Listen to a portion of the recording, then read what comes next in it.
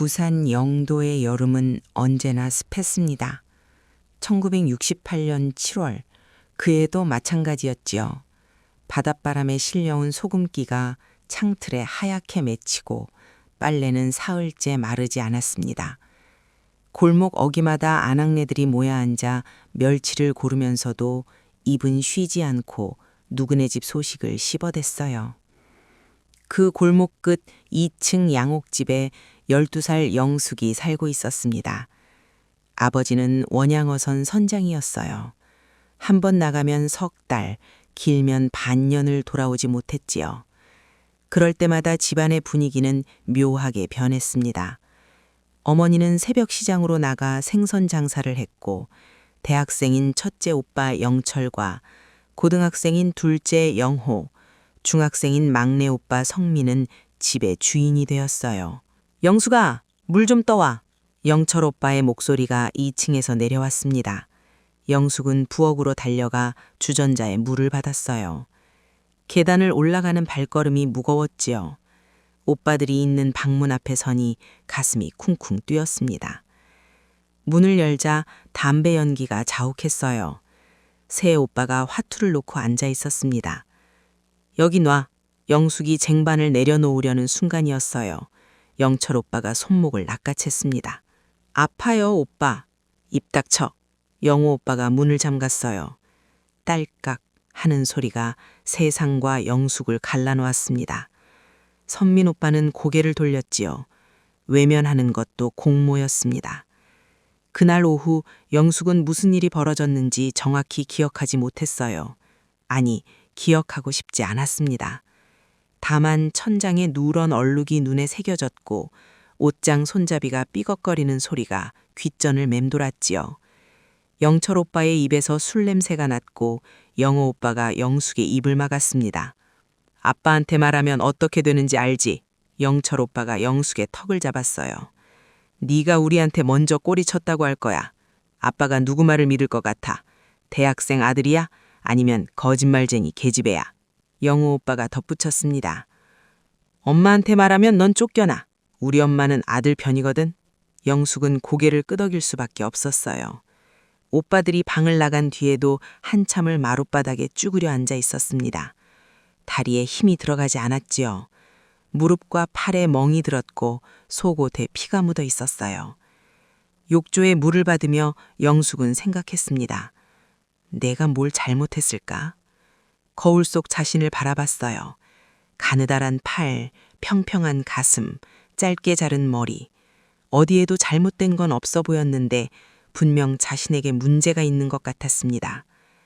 그날 밤 어머니가 돌아왔어요. 영숙야, 밥 먹어라. 배 안 고파요. 왜 자꾸 안 먹니? 커야 시집가지. 어머니의 목소리는 피곤에 찌들어 있었습니다. 영숙은 숟가락을 들었다 놨다를 반복했어요. 밥알이 목으로 넘어가지 않았지요. 건너편에 앉은 영철 오빠가 영숙을 빤히 쳐다봤습니다. 그 눈빛이 말했어요. 입 조심해. 영숙이 요새 이상해. 맨날 멍하니 있어. 영호 오빠가 말했습니다. 어머니가 영숙을 돌아봤어요. 어디 아프니? 아니에요. 그럼 밥 먹어. 이 집안에 횡님 밥을 주우러 다니는 사람 없어. 영숙은 억지로 밥을 입에 우겨 넣었습니다. 씹으면 씹을수록 모래를 먹는 것 같았어요. 그날 밤 영숙은 이불을 뒤집어 쓰고 울었습니다. 소리내지 않고 울었지요. 베개에 눈물이 젖어들었고 베갯잎이 차가워졌습니다. 창밖에서는 장맛비가 내렸어요. 빗소리가 영숙의 울음을 감춰주었지요. 다음 날도 그 다음 날도 똑같았습니다. 어머니가 시장에 나간 오전이면 을에 2층에서 부르는 소리가 들렸어요. 영숙을 그때마다 계단을 올라가야 했습니다. 거부하면 밤에 골방에 갇혔고 저녁을 굶졌지요. 어머니 앞에서 말하려 하면 영철 오빠가 먼저 입을 열었어요. 영숙이 요새 동네 불량배들이랑 어울려요. 제가 말렸는데 안 들어요. 어머니는 오빠의 말을 고지곳대로 믿었습니다. 이년아, 네가 집안 망신시키려고 작정했구나. 뺨을 맞고도 영숙은 아무 말 못했어요. 변명하면 할수록 더 큰 매가 돌아왔습니다. 결국 영숙은 입을 다물지요. 말해도 소용없다는 걸 깨달았어요. 집은 더 이상 안식처가 아니었습니다. 아침에 눈을 뜨면 가슴부터 답답했어요. 학교에서 돌아오는 발걸음은 천근만근 무거웠지요. 대문을 열 때마다 심장이 벌렁거렸습니다. 어떤 날은 오빠들이 있을까 없을까 그 운명의 룰렛이 매일 돌아갔어요. 그해 여름 장마는 유난히 길었습니다. 빗물이 골목을 흘러내리고 하수구가 넘쳤어요. 영숙의 세계도 그렇게 넘쳐 흐르다가 썩은 물처럼 고이기 시작했습니다. 그리고 아무도 몰랐어요. 닫힌 문 뒤에서 무슨 일이 벌어지는지. 부산 영도의 2층 양옥집. 그 습한 여름날의 비밀이요. 1년이 흘렀습니다. 영숙은 중학교 2학년이 되었어요. 키는 자라지 않았고 몸무게는 오히려 줄었습니다. 교복 치마가 헐렁해져서 안전핀으로 허리를 줄여 입었지요. 거울을 볼 때마다 자신의 몸이 낯설었어요. 이 몸이 자신을 배신했다고 생각했습니다. 김영숙, 또 급식 안 먹었어? 담임 선생님이 물었습니다. 영숙은 고개를 숙였어요. 배가 안 고파요. 그래도 먹어야지.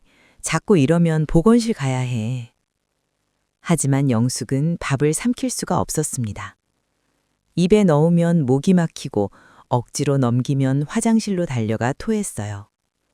몸이 음식을 거부했지요. 아니, 영숙 자신이 살아있는 것을 거부하는 것 같았습니다. 교실에서도 영숙은 투명인간이었어요. 쉬는 시간에 아이들이 떠들 때 영숙은 창가에 앉아 먼 산만 바라봤습니다. 누가 말을 걸면 깜짝 놀라며 몸을 움츠렸지요. 친구들은 하나둘 영숙을 피하기 시작했어요. 쟤 왜 저래? 무섭게? 집에 무슨 일 있나 봐. 수근거리는 소리가 들렸습니다. 영숙은 들은 척도 하지 않았어요. 어차피 설명할 수 없었으니까요. 말해봤자 누가 믿겠습니까? 대학생 오빠가 모범생 오빠들이 그런 짓을 했다고요. 집에서는 상황이 더 악화되고 있었습니다. 엄마, 영숙 요새 남자애들이랑 골목에서 어울려 다녀요. 어느 날 저녁 영호 오빠가 말했어요. 거짓말이었습니다. 영숙은 학교 끝나면 곧장 집으로 왔고 밖에 나가지도 않았지요. 하지만 어머니는 오빠의 말을 믿었습니다. 뭐? 인연이 진짜? 어머니가 영숙의 뺨을 때렸어요. 귀가 멍했습니다. 아니에요, 엄마. 저 그런 적 없어요. 거짓말하지 마. 네 오빠가 똑똑히 봤다는데. 정말 아니에요. 영숙이 울며 소리쳤지만 소용없었어요. 어머니는 빗자루를 들었습니다.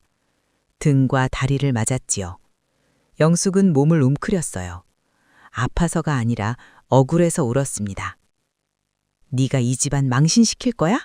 아버지 얼굴에 먹칠할 거야? 어머니의 목소리는 분노로 떨렸어요. 하지만 그 분노는 엉뚱한 사람에게 향하고 있었습니다. 진짜 잘못한 사람들은 건너편에 앉아 텔레비전을 보고 있었지요. 그날 밤 영숙은 저녁을 굶었습니다. 골방에 갇혔어요. 어두운 방 안에서 무릎을 끌어안고 앉아 있었지요. 창문 틈으로 달빛이 새어 들어왔습니다. 영숙은 생각했어요. 저 달이 나를 데려가면 좋겠다. 학대는 점점 더 치밀해졌습니다. 영철 오빠는 영숙의 일기장을 뒤졌어요. 그리고 어머니 앞에서 찢어버렸습니다. 여기 봐요, 엄마. 온통 이상한 소리만 썼어요. 죽고 싶다, 사라지고 싶다. 정신이 이상해진 거예요. 어머니는 일기장 조각들을 주워봤지요. 영숙의 절규가 빼곡히 적혀 있었습니다. 하지만 어머니는 그 절규의 이유를 묻지 않았어요. 네가 약한 거야. 정신 차려. 그렇게 말했습니다. 영숙은 그날 이후 아무것도 쓰지 않았어요. 표현할 곳이 사라졌지요. 감정은 속으로만 썩어갔습니다. 성민 오빠는 가장 교묘했습니다. 어머니 앞에서는 영숙에게 상냥해 굴었어요. 영숙아, 오빠가 빵 사왔어. 먹어. 그러다가 어머니가 없으면 속삭였지요. 네가 말하는 순간 너도 끝이야. 집안의 수치로 남을 거야. 영숙은 그 말이 진짜일 거가 두려웠습니다. 혹시 자신이 말하면 가족 전체가 무너질까 봐요. 그래서 더욱 입을 다물었습니다. 피해자가 가해자를 보호하는 기묘한 구조였습니다. 교실에서도 소문이 돌기 시작했어요. 김영숙 집안에 문제 있대. 몸도 이상하게 말랐잖아. 혹시 약하는 거 아니야? 근거 없는 소문이었지만 퍼져나갔습니다. 영숙은 복도를 지날 때마다 수근거림을 들었어요. 아무도 진실을 물어보지 않았습니다. 지셔 상상하고 단정지었지요. 어느 날 보건 선생님이 영숙을 불렀습니다. 영숙아, 너 많이 아픈 것 같은데 병원 가봤어? 괜찮아요. 괜찮지 않아 보여. 부모님께 말씀드릴까? 아니요, 제발 말씀하지 마세요. 영숙이 다급하게 말했어요. 선생님은 이상하다는 표정을 지으며 더 묻지 않았습니다. 영숙은 보건실 문을 나서며 안도했어요. 발각되면 더 큰일이 날 것 같으니까요. 여름방학이 다가왔습니다. 영숙에게는 공포의 시간이었어요. 학교라도 있으면 낮 시간은 안전했는데 방학이 되면 하루 종일 집에 있어야 했습니다. 오빠들과 단둘이 있는 시간이 늘어났지요. 영숙아, 엄마 장 보러 가셨어. 영철 오빠의 목소리가 계단 위에서 들렸습니다. 영숙은 몸이 굳었어요. 도망가고 싶었지만 갈 곳이 없었습니다. 결국 천천히 계단을 올라갔지요. 그날 오후 영숙은 거울 앞에 섰습니다. 긴 팔 티셔츠로 팔의 멍을 가렸어요. 치마 속 허벅지에도 붉은 자국이 있었지만 아무도 보지 못할 거예요. 영숙은 거울 속 자신을 증오했습니다. 이 몸만 없었다면, 이렇게 태어나지 않았다면, 차라리 죽으면 편할까? 그런 생각이 매일 들었습니다. 옥상 난간, 부엌칼, 수면제. 영숙의 눈에는 온통 죽음의 도구들만 보였어요. 하지만 죽을 용기도 없었습니다. 그저 매일 죽은 것처럼 살았지요. 그해 여름 아버지가 돌아온다는 소식이 들렸습니다. 영숙은 처음으로 희망을 품었어요. 아빠한테 말해볼까? 하지만 곧 영철 오빠의 목소리가 들렸습니다. 아빠 오시면 넌 끝이야. 우리가 네 평판을 다 망쳐놨으니까. 영숙의 희망은 다시 꺼졌습니다. 그렇게 여름이 지나가고 있었습니다. 먹구름 같은 여름이었지요. 하지만 영숙은 몰랐습니다. 진실은 언젠가 드러나게 되어 있다는 것을요. 8월 중순 아버지가 돌아왔습니다. 원양어선이 부산항에 들어온 날 온 집안이 술렁였어요. 어머니는 새벽부터 일어나 미역국을 끓이고 생선을 구웠습니다. 오빠들은 평소와 달리 방 청소를 했지요. 영숙만 방 안에 꼼짝 않고 앉아 있었어요. 영숙아, 아빠 오신다. 나와서 인사드려라. 어머니의 목소리가 들렸습니다. 영숙은 천천히 일어났어요. 거울을 봤지요. 긴팔 블라우스로 팔에 멍을 가렸습니다. 머리를 단정히 빗었어요. 아버지 앞에서만큼은 아무렇지 않은 척 해야 했으니까요. 대문이 열렸습니다. 다녀왔습니다. 아버지의 목소리는 거칠고 낮았어요. 바닷바람에 그을린 얼굴, 굳은 살 박힌 손, 6개월 만에 보는 아버지였습니다. 영숙은 바닥 끝에서 작게 인사했어요. 아빠, 다녀오셨어요. 아버지가 영숙을 봤습니다. 그리고 멈칫했어요. 영숙아, 많이 말랐구나. 괜찮아요. 괜찮진 않아 보이는데 밥은 먹고 다니고? 영숙은 고개를 끄덕였습니다. 거짓말이었지요. 아버지는 뭔가 더 물어보려다가 멈췄어요. 오빠들이 아버지를 애워쌌으니까요. 아버지, 선물 사오셨어요? 이번에는 뭐 잡으셨어요? 아버지의 시선이 영숙에게서 떠났습니다. 영숙은 안도했어요. 동시에 외로웠지요. 아버지조차 자신을 제대로 보지 않았습니다. 사흘이 지났습니다. 영숙은 배가 아팠어요. 아랫배가 쥐짜듯 아팠습니다. 화장실에 가니 속옷에 피가 흥건했지요. 생리혈이 아니었어요. 더 붉고 더 많았습니다. 영숙은 겁이 났어요. 하지만 말할 수 없었습니다. 엄마! 부엌문 앞에서 영숙이 작게 불렀습니다. 어머니는 설거지 중이었어요. 왜? 저 배가 너무 아파요. 생리하냐? 약 먹어라. 아니요, 그게 아니라 영숙이 말을 잇지 못했습니다. 어머니는 돌아보지도 않았어요. 괜한 거짓말하지 말고 방에 가서 쉬어. 영숙은 입을 다물었습니다. 방으로 돌아와 이불을 끌어안았어요. 통증은 점점 심해졌지요. 식은땀이 이마에 맺혔습니다. 저녁 무렵 영숙은 쓰러졌습니다. 영숙아! 어머니의 비명소리가 집안을 뒤흔들었어요. 아버지가 달려왔습니다. 영숙은 방바닥에 쓰러져 있었고 치마에 피가 번져 있었지요. 당장 병원이다! 아버지가 영숙을 업었습니다. 가벼웠어요. 1년 전보다 훨씬 가벼웠지요. 아버지는 그제야 깨달았습니다. 딸에게 무슨 일이 있었다는 것을요. 응급실에서 의사가 나왔습니다. 보호자 되시는 분이십니까? 예, 아버지입니다. 의사의 표정이 굳었어요. 따로 말씀드릴 게 있습니다. 상담실로 들어간 아버지는 10분 만에 나왔습니다. 얼굴이 새하였어요. 주먹이 부들부들 떨렸지요. 어머니가 물었습니다. 여보, 무슨 일이에요? 아버지는 대답하지 않았어요. 곧장 집으로 돌아왔습니다. 영숙인 링거를 맞고 병실에 남았지요. 밤 10시 집 마당에 불이 켜졌습니다. 영철아, 영호야, 성민아, 다 나와. 아버지의 목소리가 낮고 무거웠어요. 오빠들이 하나둘 나왔습니다. 웃고 있었지요. 아버지, 왜 부르셨어요? 무릎 꿇어라. 네? 무릎 꿇으라고? 아버지의 고함에 오빠들이 주춤했습니다. 하지만 어쩔 수 없이 무릎을 꿇었어요. 어머니가 말한 끝에서 지켜봤습니다. 영숙한테 뭘 했냐? 침묵이 흘렀어요. 영철 오빠가 먼저 입을 열었습니다.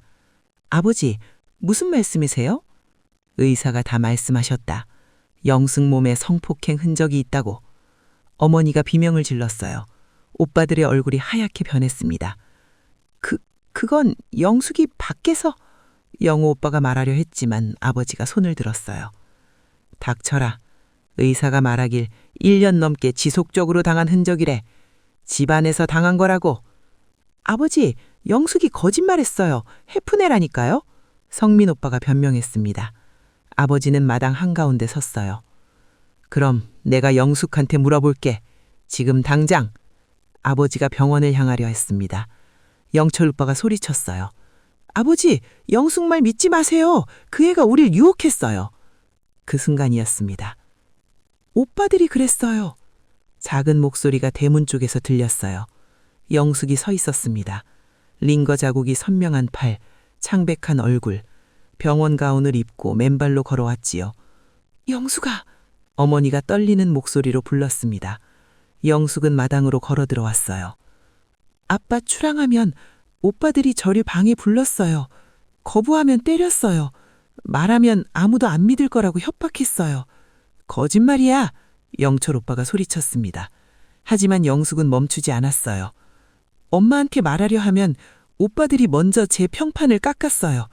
제가 나쁜 애들이랑 논다고, 몸을 망쳤다고. 그래서 엄마는 저를 때렸어요. 어머니가 주저앉았습니다. 마루 끝에서 바닥을 치며 울었지요. 내가 뭘 한 거야? 영숙의 눈물에서 눈물이 흘렀습니다. 1년 동안 매일 죽고 싶었어요. 아빠만 오시면 말하려 했는데 또 믿을까봐 무서웠어요. 아버지가 영숙을 안았습니다. 영숙은 아버지 품에서 무너졌어요. 1년 동안 참았던 울음이 터져 나왔지요. 아버지의 가슴팍이 젖었습니다. 미안하다 영숙아. 아빠가 미안해. 마당에는 침묵만 남았어요. 오빠들은 고개를 숙였습니다. 어머니는 마루를 치며 통곡했지요. 진실이 드러난 순간이었습니다. 다음 날 아버지는 경찰서에 갔습니다. 제 손으로 아들들을 고발했어요. 세 아들 모두 연행되었습니다. 동네는 팔칵 뒤집혔지요. 영도의 명문가 아들들이 동생을 성폭행했다는 소문이 퍼졌습니다. 영숙은 병원 창가에 앉아 바다를 봤습니다. 파도가 밀려왔다 밀려갔어요. 영숙은 생각했지요. 이제 끝일까 아니면 시작일까? 진실은 드러났습니다. 하지만 상처는 여전히 남아 있었어요. 재판은 길었습니다. 새 오빠는 소년원 출입과 집행유예 판정을 받았어요. 영철 오빠는 3년, 영호 오빠는 2년, 성민 오빠는 1년 6개월. 법정에서 영숙은 증언대에 섰습니다. 떨리는 목소리로 그날들을 이야기했지요. 방청석의 오빠들은 고개를 숙이고 있었어요. 마지막으로 할 말 있습니까? 판사가 물었습니다. 영숙은 오빠들을 봤어요. 용서는 못해요. 하지만 저는 이제 살고 싶어요. 그게 전부였습니다. 영숙은 더 이상 그들에게 무너지지 않기로 했어요.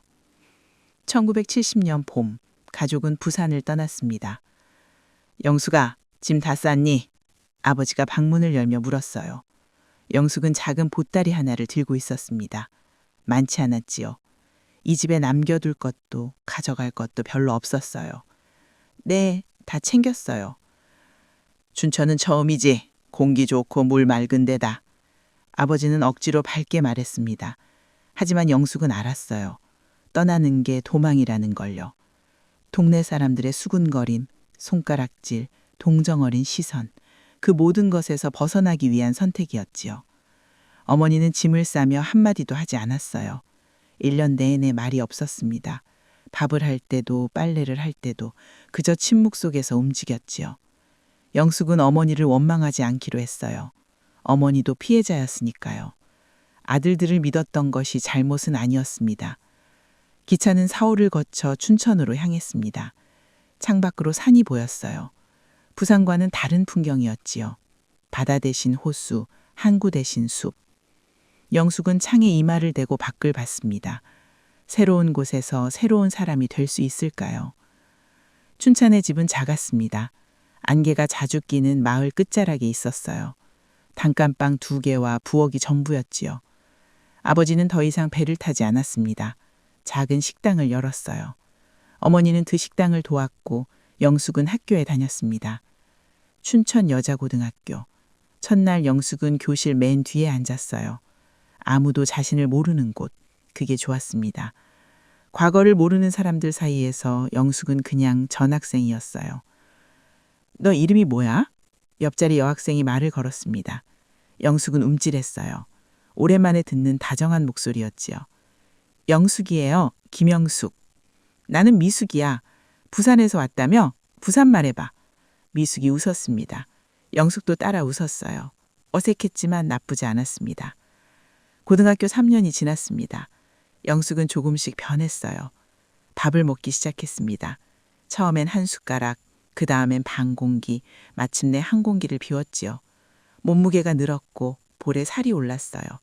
거울을 봐도 예전처럼 증오스럽지 않았습니다. 영숙아, 대학 어디 갈 거야? 미숙이 물었어요. 졸업을 앞둔 겨울이었습니다. 상담심리학과 가고 싶어. 왜 그쪽이야? 영숙은 잠시 망설였습니다. 그리고 조심스럽게 말했어요. 나처럼 아픈 사람들을 돕고 싶어서. 미숙은 더 묻지 않았어요. 그저 고개를 끄덕였지요. 영숙은 감사했습니다.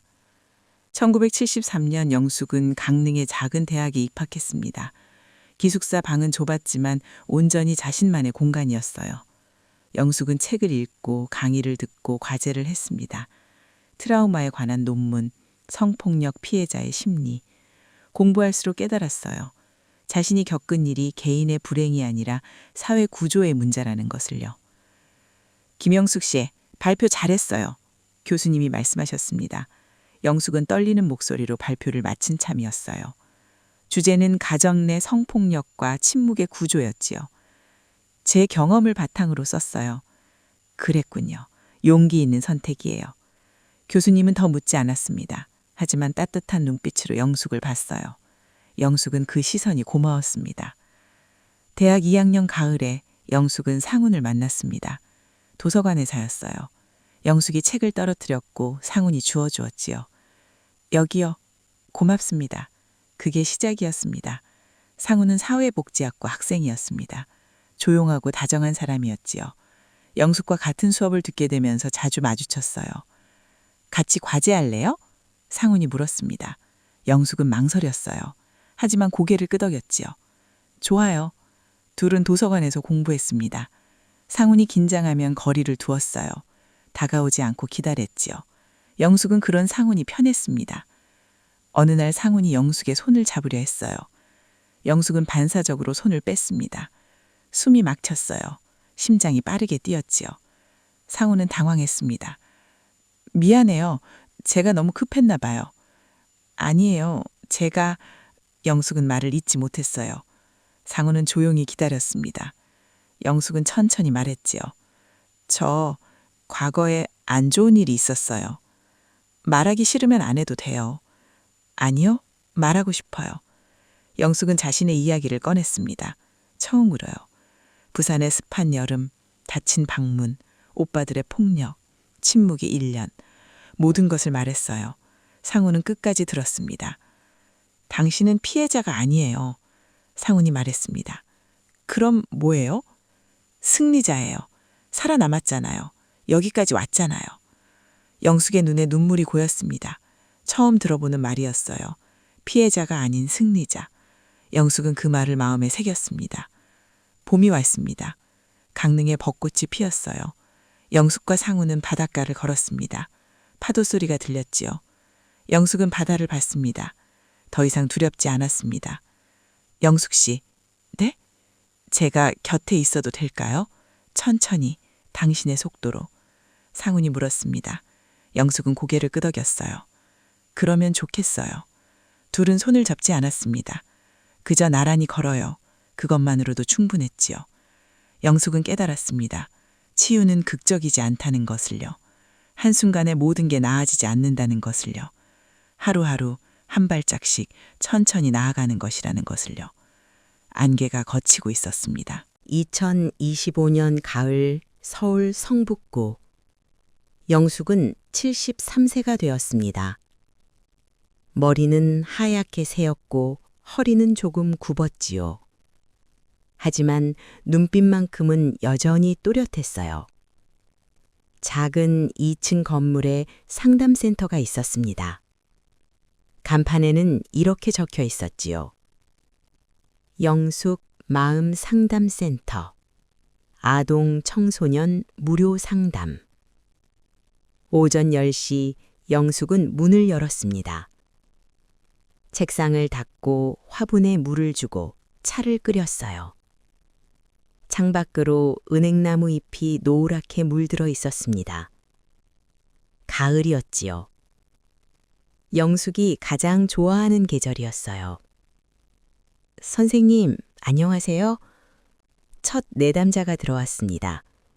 15살 소녀였어요. 눈을 마주치지 못하고 긴 팔 옷으로 손목을 가렸습니다. 영숙은 한눈에 알았지요.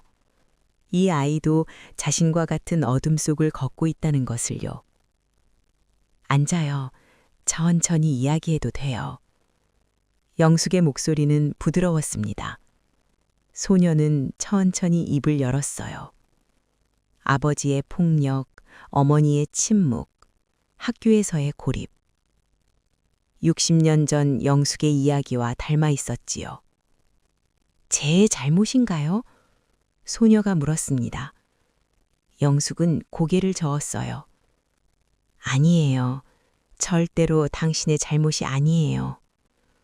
그럼 왜 저한테만 이런 일이 생기는 거예요? 그건 세상이 잘못된 거예요. 당신이 잘못된 게 아니라. 영숙은 소녀의 손을 잡았습니다. 따뜻했어요. 살아있는 온기였지요. 선생님은 어떻게 견디셨어요? 소녀가 물었습니다. 영숙은 창밖을 봤어요. 은행나무 잎이 바람에 흩날렸지요. 하루하루 견딘 게 아니라 하루하루 선택했어요. 살기로요. 상담이 끝난 뒤 영숙은 혼자 차를 마셨습니다. 벽에는 사진들이 걸려 있었어요. 상훈과의 결혼식 사진, 두 딸의 졸업 사진, 손주들과 함께 찍은 사진. 영숙의 인생이 그곳에 있었습니다. 상훈은 5년 전 세상을 떠났어요. 조용히 잠든 것처럼요. 영숙은 그날 상훈의 손을 잡고 있었습니다. 상훈은 마지막까지 영숙을 바라봤지요. 당신은 정말 잘 살았어요. 그게 상훈의 마지막 말이었어요. 영숙은 울지 않았습니다. 슬펐지만 후회는 없었어요. 상훈과 함께한 50년이 축복이었으니까요. 오후 2시 문이 열렸습니다. 엄마! 큰딸 서연이 들어왔어요. 45살, 대학 교수였습니다. 손에는 도시락을 들고 있었지요. 또 점심 거르셨죠? 아니야, 먹었어. 거짓말, 찻잔만 있잖아요. 서연이 도시락을 펼쳤습니다. 김치찌개와 밥이 들어 있었어요. 영숙은 숟가락을 들었지요. 요새 상담 많이 들어와? 매일 2~3명씩. 무리하지 마세요. 엄마 나이가 어린데. 서연이 걱정스럽게 말했습니다. 영숙은 웃었어요. 괜찮아. 이 일이 내 삶의 이유니까. 서연은 어머니를 봤습니다. 주름진 얼굴, 하얀 머리. 하지만 눈빛만큼은 어떤 청년보다 밝았지요. 서연은 어머니의 과거를 알았어요. 25살 때 들었습니다. 영숙이 직접 이야기해 주었지요. 엄마, 존경이에요. 뭘? 정말이에요. 그런 일을 겪고도 이렇게 다른 사람을 도울 수 있다는 게. 영숙은 서연의 손을 잡았습니다. 네가 있어서 가능했어. 너와 동생 그리고 손주들. 너희가 내 이유였어. 저녁 무렵 영숙은 센터를 정리했습니다. 책을 제자리에 놓고 불을 끄고 문을 잠갔어요. 집으로 걸어가는 길 단풍이 물든 거리가 아름다웠습니다. 영숙은 천천히 걸었지요. 서두를 필요가 없었어요. 집에 도착하니 우편맘에 편지가 있었습니다. 발신인 이름을 보는 순간 영숙은 멈칫했어요. 김성민, 막내 오빠였습니다. 55년 만에 받는 편지였지요. 영숙은 봉투를 뜯었습니다. 편지지에는 떨리는 글씨가 적혀 있었어요. 용서를 구하려는 게 아닙니다. 용서받을 자격이 없다는 걸 압니다. 다만 말하고 싶었습니다. 매일 후회하며 산다고요. 막내 동생이 행복하길 바랍니다. 성민. 영숙은 편지를 천천히 접었습니다. 부엌에 가서 가스레인지에 불을 켰어요. 편지를 불꽃 위에 올렸지요. 종이가 타들어갔습니다. 재가 되어 사라졌어요. 영숙은 생각했습니다. 용서는 그들을 위한 게 아니야. 나를 위한 거지. 진정한 용서는 잊는 것이 아니었어요. 기억하되 더 이상 그것에 붙잡히지 않는 것이었지요. 영숙은 이미 오래전에 자유로워졌습니다. 일요일 오후 가족들이 모였습니다. 큰딸 서연과 사위, 작은딸 은영과 사위, 그리고 손주 넷. 거실이 시끌벅적했어요. 아이들의 웃음소리가 집안을 가득 채웠지요. 할머니, 이거 봐요. 7살 손녀 지우가 그림을 들고 왔습니다. 알록달록한 색연필로 그린 가족 그림이었어요. 한가운데 영숙이 서 있었지요. 예쁘다, 우리 지우. 할머니가 제일 예뻐요. 지우가 영숙을 안았습니다. 영숙은 손녀를 품에 안았지요. 따뜻했습니다. 살아있는 게 이렇게 좋은 일인지 영숙은 매번 새롭게 깨달았지요. 엄마, 사진 찍어요. 서연이 휴대폰을 들었습니다. 가족들이 모여 섰습니다. 영숙은 한가운데 앉았고 손주들이 양옆에 붙었지요. 하나, 둘, 셋. 플래시라 가졌습니다. 그 순간이 영원히 남았어요. 밤 모두가 돌아간 뒤였습니다. 영숙은 거실 소파에 앉아 창밖을 봤어요. 달이 밝았습니다. 60년 전 골방에 갇혀봤던 그 달과 같은 달이었지요. 하지만 이제는 달랐어요. 그때의 달은 외로웠지만 지금의 달은 평온했습니다. 상훈 씨, 영숙이 작게 불렀어요. 상훈은 대답하지 않았지만 영숙은 느꼈습니다. 어딘가에서 상훈이 웃고 있다는 것을요. 우리 잘 살았죠? 대답 없이 바람이 불었습니다. 커튼이 살랑거렸어요. 영숙은 웃었지요. 영숙은 거울 앞에 섰습니다. 주름진 얼굴, 하얀 머리, 굽은 허리. 하지만 더 이상 자신을 미워하지 않았어요. 이 몸은 60년을 견뎌낸 몸이었습니다. 상처받았지만 치유된 몸이었지요. 무너졌지만 다시 일어선 몸이었어요. 수고했어. 영숙이 거울 속 자신에게 말했습니다. 정말 수고 많았어. 그날 밤 영숙은 깊이 잠들었습니다. 악몽은 오지 않았어요. 대신 꿈을 꾸었지요. 춘천의 안개, 강릉의 바다, 상운의 웃음, 딸들의 목소리, 손주들의 자잘거림, 모든 것이 꿈속에 있었습니다. 아침이 밝았습니다. 영숙은 눈을 떴어요. 창밖으로 햇살이 쏟아졌습니다. 가을 햇살, 찬란하고 따뜻했지요. 60년 전 장마철에 멈췄던 시간이 비로소 흘러가고 있었습니다. 영숙은 일어나 커튼을 활짝 열었습니다. 빛이 쏟아져 들어왔습니다. 오늘도 좋은 하루야. 영숙이 혼잣말을 했습니다. 그리고 새로운 하루를 시작했지요. 계절은 돌고 돌았습니다. 영숙도 그렇게 돌고 돌아 마침내 자신만의 봄을 맞이했어요. 늦게 피었지만 그래서 더 아름다운 꽃이었습니다. 동백꽃처럼요.